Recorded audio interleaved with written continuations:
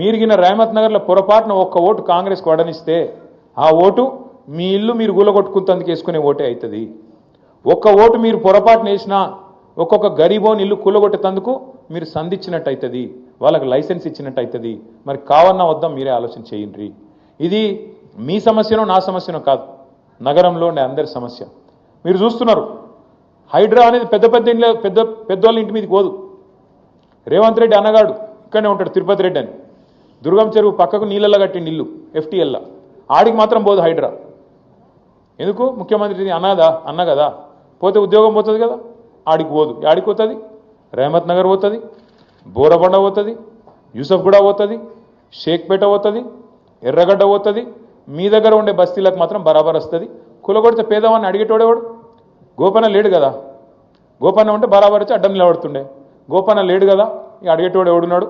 మేము చూసుకుంటాం, జూబ్లీస్ దున్ని పారేస్తాం అనే దాంతో పైసలు కొడతాం, అవసరమైతే ఆఖరికి ఓటుకింత కొడితే గరీబ్ గాలు మాకే అయిపోతే ఎవరికెత్తారు అనే ధైర్యము ఇలా కాంగ్రెస్ వాళ్ళు ఆ ధీమాతో ఉన్నారు.